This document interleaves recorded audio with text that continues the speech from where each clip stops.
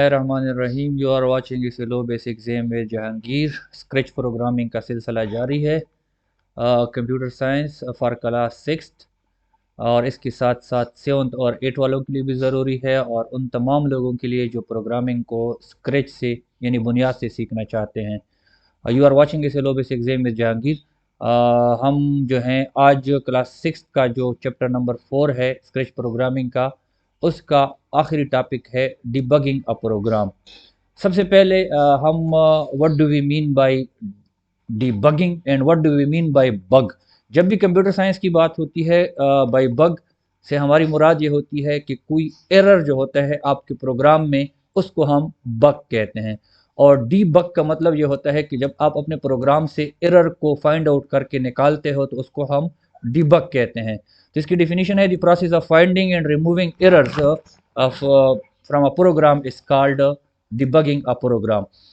Script जो है हमारे पास प्रोग्राम इसके runs in single stepping mode in which program run slowly so that course of program execution can be monitor. हमारे पास जो प्रोग्राम होता है वो चूंकि सिंगल स्टेप में आहिस्ता आहिस्ता चल रहा होता है, ताकि प्रोग्राम की जो एग्जीक्यूशन है जो चल रहा है उसको यूज़र जो है उसको देख सके। इसमें हमारे पास trace list can be introduce for the variable which the value can be monitor. इससे पिछले वाले वीडियो में हमने देखा था कि हमारे पास हम जो वेरिएबल थे उसकी वैल्यू, ये वाला प्रोग्राम अभी तक पड़ा हुआ है मेरे पास स्क्रीन पे। यहाँ पे काउंट की वैल्यू 5 हो गई थी। अगर मैं इसको चेंज करूँ, किधर हो गया लूप, ये जो है ना रिपीट वाला, इसको मैंने 10 कर दिया। इसको मैं चलाऊंगा तो यहाँ पे काउंट की जो है ना ट्रैक करने के लिए, कि हमें पता चले ट्रेस करने के लिए कि मेरी प्रोग्राम की क्या पोजीशन है और क्या तरतीब उसमें चल रहा है, तो ये भी आप अपने प्रोग्राम पे लगा सकते हैं। दूसरी चीज़ कि scratch highlights every command that is executed so that it become easier to track which command is affecting the value of the variable. तो हमारे पास ट्रेस करने के लिए दो तरीके। पहला तरीका आप लोगों ने देखा कि जब भी आपने कोई वेरिएबल इस्तेमाल करना हो तो उसकी काउंट लूप में रख दें तो आपको पता चलेगा कि ये कितने स्टेप हो गए। दूसरी बात ये कि आपने स्क्रैच में जब भी कोई कमांड चलाना होता है, जब भी किसी कोड को आपने एग्जीक्यूट करना होता है, रन करना होता है, तो वो हाईलाइट होके नज़र आता है, जिससे आपको ये समझने में बड़ी आसानी होती है कि इस वक्त मेरे प्रोग्राम में ये वाला कोड जो है चल रहा है। मिसाल के तौर पर इस पर मैं क्लिक कर दूँ तो देखें ये सारा प्रोग्राम जो है हाईलाइट होके मुझे नज़र आ रहा है। तो इसका मतलब ये है कि मेरे प्रोग्राम में इस वक्त जो है ये वाला कोड चल रहा है। अगर साथ में कोई और कोड भी हो, मिसाल के तौर पर मैं किसी और कोड को भी लेके आता हूँ, इधर मैं ये रखता हूँ, साथ में मैं ये भी रखता हूँ,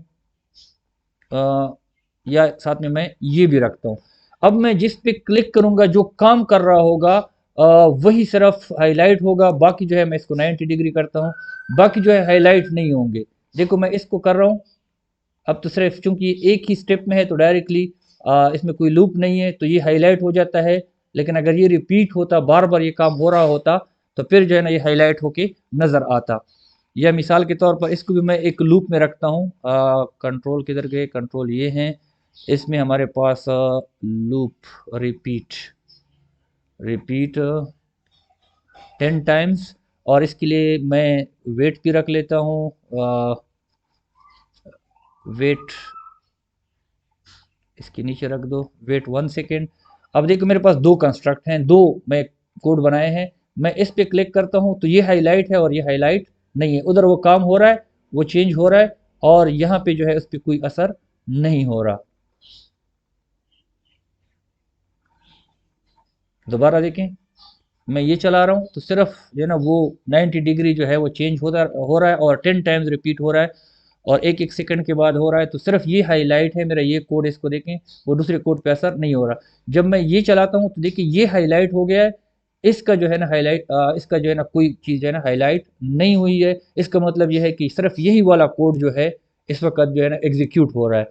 तो ये चीज़ समझने के लिए ज़रूरी है, और इससे हम प्रोग्राम को ट्रैक कर सकते हैं। दो तरीके हमने देखे, एक ये कि वेरिएबल की जो है ना आप ट्रेसिंग पे रख दो कि मतलब आपको पता चले कि इसकी वैल्यू जो है ना चेंज हो रही है, और दूसरा ये है कि स्क्रैच में जो भी कमांड एग्जीक्यूट हो रहा होता है वो हाईलाइट होके हमें नज़र आता है।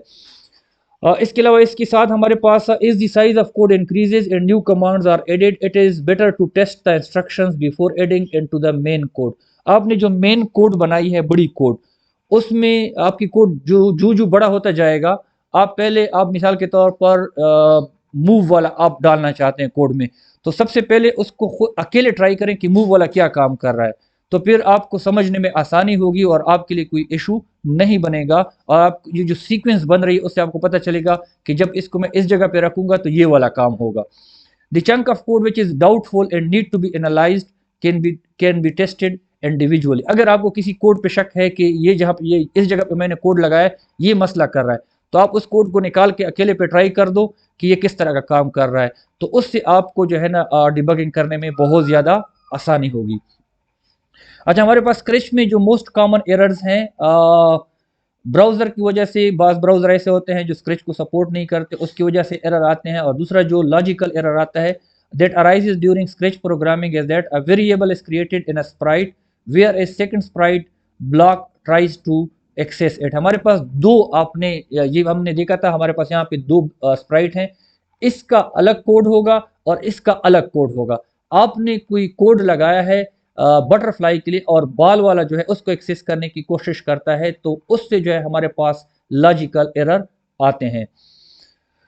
अच्छा, और तीसरी बड़ी बात जो, बल्कि चौथी बड़ी बात जो हमारे बगिंग से रिलेटेड है स्क्रैच में, वो है कि हम ब्लॉक्स जो है उनको इनकरेक्ट सीक्वेंस में रखते हैं या इनकरेक्ट ब्लॉक को उठा के जो है हम लेके आते हैं इस्तेमाल करने के लिए, तो उससे हमारे पास क्या हो जाता है कि जो हमारा एक्सपेक्टेड रिजल्ट होता है वो हमें नहीं मिलता। मिसाल के तौर पर वेट को आपने पहले रख दिया और वो जो हमने लूप चलाया था और उसमें जो है ये वाला, मिसाल के तौर पर टर्न को जो है ना आपने निकाल के लूप से बाहर निकाला और इसको इधर लगाया, तो अब ये टर्न नहीं करेगा यहाँ पे, हालांकि हम चाहते हैं कि 10 टाइम जो है ना टर्न करे। अब ये मैंने इसकी प्लेसमेंट गलत की है, या यहाँ पे मैंने टर्न करना चाहता था, मैंने मूव का लगा दिया कोड, तो इससे जो है हमारे पास क्या आएगा, एरर आएगा। तो इसलिए need careful selection in choosing blocks and their sequence. हमें ब्लॉक्स को सेलेक्ट करने में कि किस जगह पे हमने कौन सा कोड चलाना है और उसको किस तरतीब से रखना है, इसके लिए हमें बहुत ज़्यादा एहतियात की ज़रूरत है।